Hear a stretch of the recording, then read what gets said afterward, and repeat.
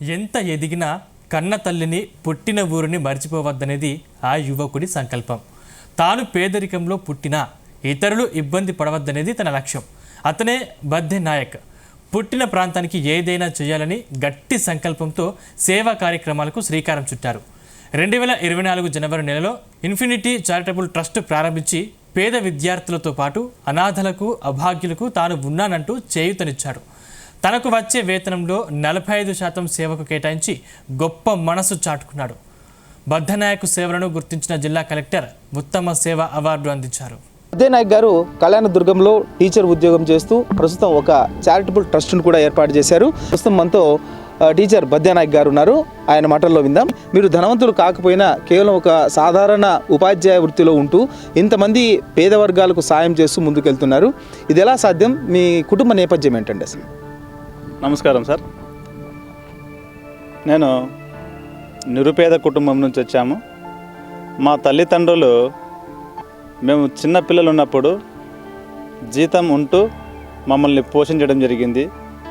తర్వాత కూలి పనులు చేసుకుంటూ మమ్మల్ని చదివించారు. మేము ముగ్గురు అన్నదమ్ములము. మా పెద్దన్న శ్రీరామ్ ఫైనాన్స్లో జాబ్ చేస్తారు. మా రెండో అన్న ఇప్పటికి వ్యవసాయం చేస్తున్నారు. నేను ఉపాధ్యాయునిగా పనిచేస్తున్నా. సో మా పెద్దన్న నేను ఇద్దరు కూడా చదువుకున్నామంటే దానికి మా రెండో అన్న తన జీవితాన్ని త్యాగం చేశారు. ఆయన వ్యవసాయం చేసుకుంటూ 7వ తరగతిలో కుటుంబం కోసము చదువు మానేసి నేడు మా కోసం తప్పిస్తున్నారు. అందుకే మేము కూడా చదువుకునేటప్పుడు అన్నంలో గంజి మరియు నీళ్లు ఉప్పు కలుపుకొని తిన్న రోజులు ఉన్నాయి. కర్రీస్కి డబ్బులు లేక చాలా ఇబ్బందులు పడ్డాము.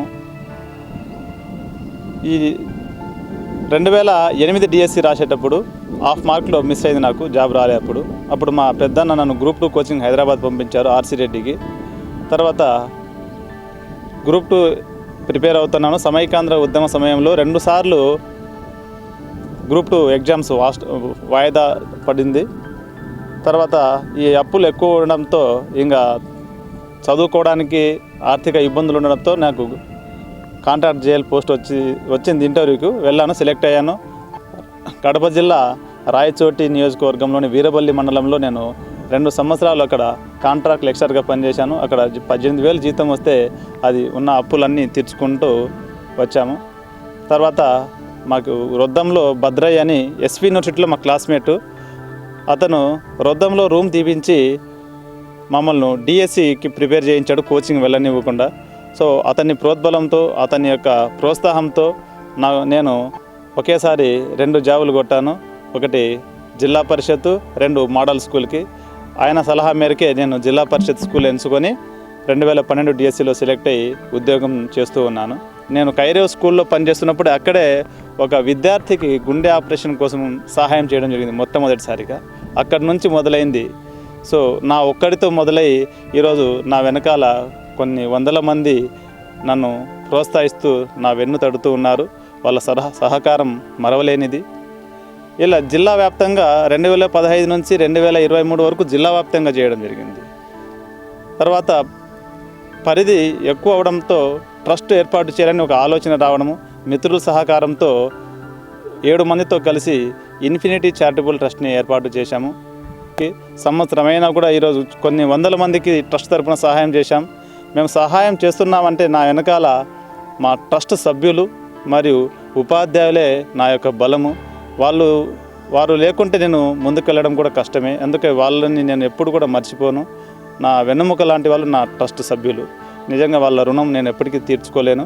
మా నియోజకవర్గంలో కళ్యాణదుర్గం ప్రాంతంలో చాలామంది చదువుకున్న వాళ్ళు ఉన్నారు, చదువుకోలేని ఆశ ఉన్న వాళ్ళు ఉన్నారు, ఇంకా అనారోగ్యాన్న బారిన పడిన వారు ఉన్నారు.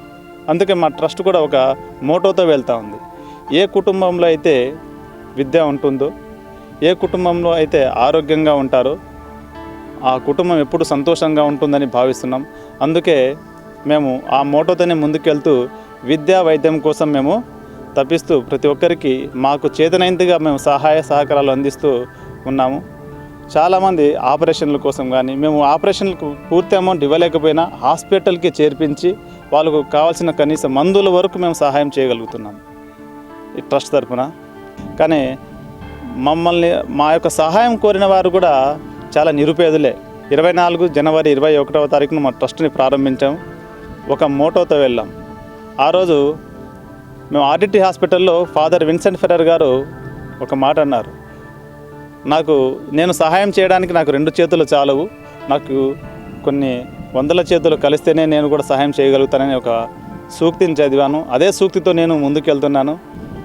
ఏ ఇంట్లో అయితే విద్య ఉంటుందో, ఏ ఇంట్లో అయితే ఆరోగ్యం ఉంటుందో, సో వాళ్ళు సంతోషంగా ఉంటారని భావించి మేము అదే విద్యా వైద్యానికి పెద్దపీట వేస్తూ ఉన్నాము. అక్కడికి కొన్ని సార్లు కొంతమంది వికలాంగులు పూర్తి స్థాయిలో ఏ పని చేయలేని వాళ్ళు, అలాంటి వారికి కూడా మేము కుటుంబ అవసరాలకి తీర్చుతున్నాము. సంఖ్య అయితే ఎక్కువగానే ఉంది. దాదాపు 1000 మంది వరకు దాటిండవచ్చు. మేము ఈ ఒక సంవత్సరంలోనే దాదాపు 600-700 మందికి సహాయం చేశాము కళ్యాణదుర్గం ప్రాంతంలో. ఇంకా వేరే జిల్లాల నుంచి కూడా మేము సహాయం అడుగుతున్నాం. విజయవాడ నుంచి, నరసరావుపేట నుంచి వాళ్ళు కూడా నేను గోప్యత పాటించి ఎవరికి చెప్పలేదు, కానీ నేను ఫోన్పే రూపంలో వాళ్ళకి సహాయం చేయడం జరిగింది. ఎందుకంటే ఈ పరిధి ఇలా దాటితే మా శక్తి చాలదు, రాష్ట్ర వ్యాప్తంగా చేయడానికి మా శక్తి చాలట్లేదు. అందుకే మొదట ఒక ప్రాంతాన్ని ఎంచుకున్నాము. ఆ ప్రాంతం నుంచి విస్తరించుకుంటూ ముందుకు వెళ్ళాలనే ఒక కాన్సెప్ట్తో పనిచేస్తూ ఉన్నాం సార్. సాధారణంగా ఇలాంటి ట్రస్టులు పెట్టడం కానీ లేకపోతే కొంతమందికి సాయం చేయాలంటే అంటే వెనక బ్యాక్గ్రౌండ్ కానీ లేకపోతే ఎక్కువ ఫైనాన్షియల్గా బాగా ఉన్న వాళ్ళే ఎక్కువగా చేస్తూ ఉంటారు, మనం చాలామంది చూస్తూ ఉంటాం.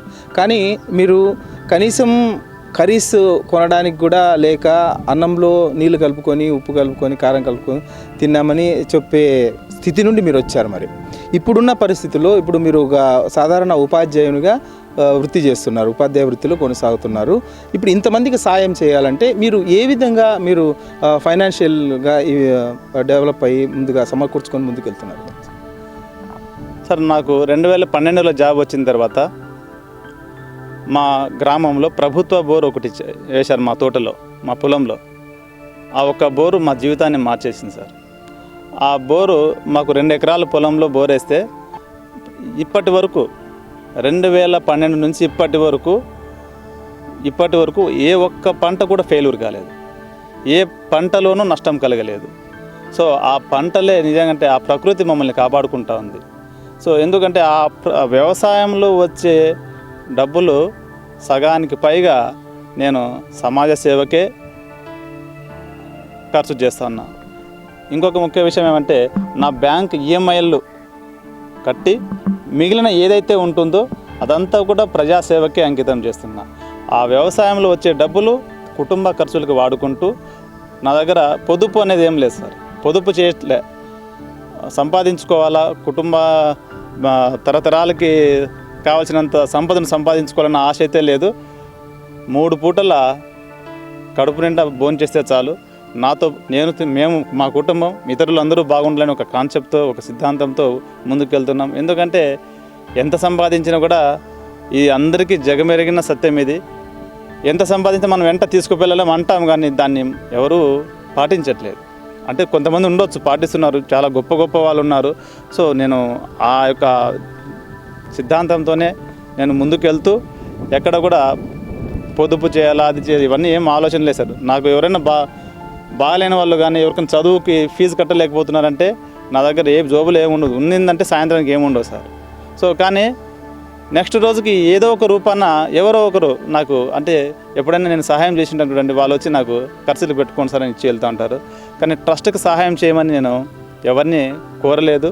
ఎవరైనా స్వచ్ఛందంగా ఇస్తే ట్రస్ట్కు తీసుకుంటున్నాం సార్. ట్రస్ట్ ప్రారంభోత్సవం రోజున దాదాపు స్వచ్ఛందంగా కళ్యాణదుర్గం ప్రాంతంలోని చాలామంది ఒక 4 lakhs వరకు ట్రస్ట్కి విరాళాలు ఇచ్చారు. ఆ 4 లక్షలు 2 monthsకే కంప్లీట్ అయింది, 2 నెలలకే అయిపోయింది. తర్వాత ఎలా చేయాలా, సో పరిధిని ఒక 20,000, 30,000 నెలకి ఇంతే ఇచ్చేద్దామా అంటే, కానీ సహాయం కోరేవారి సంఖ్య చాలా ఉంది, వాళ్ళు చాలామంది ఉన్నారు. వాళ్ళని చూస్తే జాలి కలుగుతుంది సార్, అదే మనం చేయలేకపోతున్నామే అని. అయినా కూడా శక్తికి మించి చేస్తూనే ఉన్నాం. చివరికి నేను బయట చెప్పుకోలే, కానీ యూనియన్ బ్యాంక్లో ఇప్పటికే ఆ గోల్డ్ లోన్ తీసి సహాయం చేసిన రోజులు కూడా ఉన్నాయి. ఇప్పటికే లోన్ అలానే ఉంది. చాలా లోన్లు కూడా ఉన్నాయి, బ్యాంకులో లోన్స్ ఉన్నాయి, బ్యాంకులు కూడా ఉన్నాయి. కాబట్టి ఆ యొక్క ఏదో వెళ్ళిపోతాం సార్. దేవుడు ప్రకృతి సహకరిస్తాం మాకు. ఏ పంట ఆ పంటలో నాకు ప్లస్ సార్. వ్యవసాయంలో పండే పంటలు 2 ఎకరాలతో ఈరోజు 16 ఎకరాలు చేసుకున్నాం సార్. మా నాన్నగారు 4 ఎకరాలు కొన్నారు. తర్వాత ఆ పంటలు పండడంతో ఎక్కడ వృధా చేయకుండా మొత్తం పొలాలు కొని అక్కడ వచ్చిన డబ్బులే మేము మా భాగానికి ఏదైతే వస్తుందో మేము 3 అన్నదమ్ములు అదంతా కూడా సమాజ శ్రేయస్సు కోసమే పాటుపడుతూ ఉన్నాం సార్. ఇప్పుడు పంటల ద్వారా బాగా మంచి ఆదాయం వచ్చింది అంటున్నారు, ప్రకృతి మీకు సహకరించింది అంటున్నారు కదా. ఇవన్నీ కూడా ఎందుకంటే కొంతమంది ఈ ఆదాయం మనకు వచ్చే ఆదాయాన్ని 10 మందికి ఇవ్వాలంటే చాలామంది జంకుతారు. కానీ మీరు మాత్రం ఉన్నంతలోనే ఉన్న కొద్ది మొత్తంలోనే అనేక మందికి సహాయం చేస్తున్నారు. అసలు మీకు ఈ సమాజ హితం కోరి సమాజ సేవ చేయడానికి ఎవరు స్ఫూర్తిగా ఉన్నారు సార్? నేను అంటే నా మైండ్లో ఉండే ఆలోచనలన్నీ వేశారు. సో మనం ఏది ఉన్నా కూడా మనతో ఏది తీసుకెళ్ళలేము. అందుకే ఈ భూమి మీద మనం ఉన్నంత వరకు ఏదైతే మన దగ్గర ఉంటుందో నలుగురికి పంచుదామనే ఆలోచనతోనే చేస్తున్నాం. కానీ పేరు ప్రఖ్యాతుల కోసం కానీ నేను మొదట్లో 2015 నుంచి చేశాను, ఎవరికి తెలియదు సార్. 2015 నుంచి 17 వరకు ఎవరికి తెలియదు. 17 నుంచి నేను చేస్తున్న ప్రోగ్రామ్స్ బయటికి రావడం జరిగింది. అక్కడ కూడా కొంతమంది మీరు చేస్తుంది మీ వరకు ఉండకూడదు, నలుగురికి తెలియాలా, నలుగురు మీ నుంచి కొంతమంది వాళ్ళు కూడా ఆదర్శంగా తీసుకొని ముందుకు వస్తారని సోషల్ మీడియాల ద్వారా కానీ పత్రికల్లో కానీ రావడం జరిగింది. సో అలా బాగా స్ప్రెడ్ అయ్యి ఇది అందరికీ తెలిసింది. బట్ ఇది ఆటోమేటిక్గానే ప్రజలకి దగ్గర అయ్యాను సార్. ఇంత మందికి సహాయం చేస్తూ మీకున్న కొద్ది మొత్తంలోనే అనేక మందికి పంచుతూ ఒక సమాజ హితం కోసం పాటుపడుతున్నారు. భవిష్యత్తులో ఈ సమాజ సేవ కానీ మీ ట్రస్ట్ ద్వారా ఇంకా ఏ విధంగా ముందుకెళ్ళబోతున్నారు? భవిష్యత్తులో నేను ఫాదర్ ఫెర్రర్ని ఆదర్శంగా తీసుకున్నాం. ఆర్డిటి అనే సంస్థ లేకపోతే మేము లేము సార్. ఆర్డిటి ఇప్పటికీ మా గ్రామంలో ఆర్డిటి వారు ఇచ్చిన ఇల్లే ఉంది మాకు. అదే ఇంట్లోనే మేము పెరిగాము. అలాంటి సంస్థల్ని మేము ఆదర్శంగా తీసుకుంటూ మేము ఆ ఆర్డిటి అంత స్థాయికి ఎదగకపోయినా కూడా ఏదో మాకున్నంత వరకు మాకు ఉన్న దాంట్లోనే నలుగురికి పంచాలని అంటే ఎవరు కూడా అనారోగ్యంతో బాధపడకూడదు, చదువుకు దూరం కాకూడదు. ఎందుకంటే ఇక్కడ మా ఇంట్లో మా 2వ అన్న చదువుకు దూరమయ్యారు సార్. మా 2వ అన్న చదువుకు దూరమే. దానికి కారణం ఏమంటే పేదరికం. చదువుకోవాలనే తపన ఉంది, కానీ అక్కడ ఇద్దరు చదవాలంటే ఒకరు కూలి పని చేయాలి. సో అక్కడ మాకు బీజం పడింది. అందుకే మా అన్న మాదిరిగా ఎవరు ఉండకూడదు, ప్రతి ఇంట్లోనూ అక్షరాస్యత అందరూ కూడా చదువుకోవాలి. అందుకే చాలామంది విద్యార్థులకి మేము నేరుగా కళాశాలకే మేము ఫీజులు కడుతున్నాం. గతంలో డైరెక్ట్ పర్సనల్గానే ఇచ్చాము, కానీ అలా కాకుండా ఇప్పుడు నేరుగా కళాశాలలు కడుతున్నాము. ఇంకా చాలామంది విద్యార్థులు ఇప్పటికీ ఉన్నారు సార్. ఫీజు రీయింబర్స్మెంట్ రాక, కళాశాలలో ఫీజులు కట్టలేక, కాలేజీకి వెళ్ళలేక, ఇంట్లోనే ఉండలేక చాలా మదన పడుతున్నారు. ఒక అబ్బాయి అయితే నేను యూపీఎస్సీ ప్రిపేర్ అవుతాను సార్, నేను చాలా ఇబ్బంది పడుతున్నాను, సహాయం చేయండి అంటే అతనికి నేను సహాయం చేయలేకపోతున్నాను. ఇంకా చాలామంది విద్యార్థులు ఫీజులు కట్టాలంటే అవి కట్టలేకపోతున్నాను. నాకు ఉన్న దాంట్లోనే కొంతమందికి ఫీజులు కట్టుకుంటూ వాళ్ళు కళాశాలకు పంపిస్తున్నాను. అలా ఇంకా 67 మంది ఉన్నారు సార్ నా జాబితాలో. అనారోగ్యంతో బాధపడుతూ కాలేజీలకు వెళ్ళకుండా ఫీజులు కట్టలేక ఇంకా ఇంట్లోనే ఉంటూ బాధపడేవారు. అక్కడికి కొంతమంది తల్లిదండ్రులకి మీరు అప్పు చేయండి, నేను తర్వాత అయినా మీకు ఏదో ఒకటి విధంగా చేస్తానని చెప్పేసి కొంతమందికి వాళ్ళ తల్లిదండ్రుల ప్రోద్బలంతోనే ముందుకు పంపిస్తూ కళాశాలలో చదువుకుంటున్నారు సార్. భవిష్యత్తులో మీ కార్యాచరణ భవిష్యత్తు ఇప్పుడు ఎలా అయితే ఉన్నామో భవిష్యత్తులో కూడా అలానే ఉండాలనుకుంటున్నాం. ఎప్పుడు కూడా మేము నలుగురికి సహాయం చేయాలనే ఒక ఉద్దేశంతోనే వెళ్తున్నాం తప్ప ఇతరత్ర ఆలోచనలు అయితే ఏవీ లేవు సార్. ఇంకా చాలామంది అడిగారు, ఏమైనా మీకు రాజకీయ ఆలోచనలు ఉన్నాయా, పొలిటికల్గా ఏమైనా వెళ్ళాలనుకున్నారా అని. మేము చెప్తున్నాము, ఎప్పుడు కూడా అలాంటి ఆలోచనలు మాకు లేవు. దయచేసి ఇలాంటి రూమర్స్ కూడా బయట లోపల జరుగుతున్నాయి, వాటిని నమ్మవద్దండి. మా యొక్క కాన్సెప్ట్ ఒకటే, నలుగురికి సహాయం చేయాలా, నలుగురికి తోడుగా ఉండాలనే ఒక ఉద్దేశంతోనే ముందుకెళ్తున్నాం తప్ప ఇతరత్ర ఆలోచనలు, పేరు ప్రఖ్యాతులు సంపాదించుకోవాలనే ఆలోచనలు కానీ ఏవీ లేవు. ఇవి సాధారణ కాలక్రమంలో వచ్చినవే తప్ప, చేస్తున్న కార్యక్రమాలు బట్టి మీరు ఇచ్చిన గుర్తింపే తప్ప ప్రత్యేకంగా నేను ఏదో గుర్తింపు తెచ్చుకోవాలనే ఒక ఉద్దేశంతో అయితే రావట్లేదు. అంటే అభాగ్యులు, అనాథలు, దీనావస్థలో ఉన్న వాళ్ళు చాలామంది ఉంటారు. అలాంటి వారికి మీరు ఏం సలహా ఇస్తారు? అక్కడితో ఆగిపోకూడదు సార్. నిరుపేద ఆర్థికంగా చితికిపోతున్నాము, మేము ముందుకు వెళ్ళలేము, మేము ఇంతేనా అని ఎప్పుడు కూడా చదువుకు దూరం కాకూడదు. ఏదో ఒక రూపేణ ప్రభుత్వ కళాశాలలు ఉన్నాయి మనకి, అన్ని చోట్ల ఉన్నాయి ప్రభుత్వ స్కూళ్ళు, ప్రభుత్వ కళాశాలలు. ఎక్కడ కూడా డ్రాప్ అవుట్ కావద్దండి. ఎక్కడ ఏదైనా సహాయం కావాలంటే ఖచ్చితంగా మా ఇన్ఫినిటీ చారిటబుల్ ట్రస్ట్ మీ ముందుంటుంది. మీరు ఎందుకంటే కొంతమంది చాలామంది ఉన్నవాళ్ళు కూడా వస్తున్నారు ఫీజులు కావాలని, ఉన్నవాళ్ళు కూడా. సో అలాంటి వాళ్ళని మేము గుర్తించి అక్కడే తుంచేస్తున్నాం. సో నిజంగా ఎవరైతే ఉన్నారో అలాంటి వారి కోసమే మేము సహాయం చేస్తున్నాము. అందుకే యువతకి, విద్యార్థులకి మేము ఇచ్చే సలహా, చదువుకు దూరం కావద్దండి, సమాజ హితంగా మెలగండి, సమాజానికి విరుద్ధంగా వెళ్ళవద్దండి.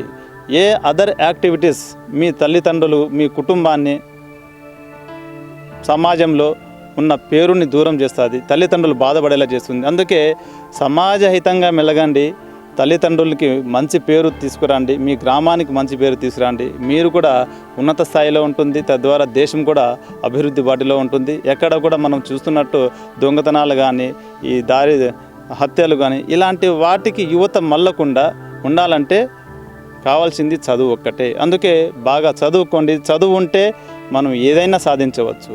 తాము స్థాపించిన ఇన్ఫినిటీ చారిటబుల్ ట్రస్ట్ ముందుకెళ్తూనే ఉంటుంది. ఎవరికైనా ఎలాంటి సహాయం కావాలన్నా, చదువులకు కానీ లేకపోతే ఆర్థికంగా చితికిపోయిన వారు కానివ్వండి, తమ ఇన్ఫినిటీ చారిటబుల్ ట్రస్టును ఆశ్రయిస్తే తమకు అంటే శక్తి కొలది మేర సహాయం చేస్తామని టీచర్ బద్యానాయక్ గారు అంటున్నారు. అలాగే భవిష్యత్తు కాలంలో ఈ ఇన్ఫినిటీ చారిటబుల్ ట్రస్ట్ ఇన్ఫినిటీగా సేవలు అందిస్తూ ముందుకు సాగాలని జీ న్యూస్ ఆశిస్తోంది. కెమెరామెన్ నాగరాజ్తో సాయి ప్రసాద్, జీ న్యూస్, అనంతపురం.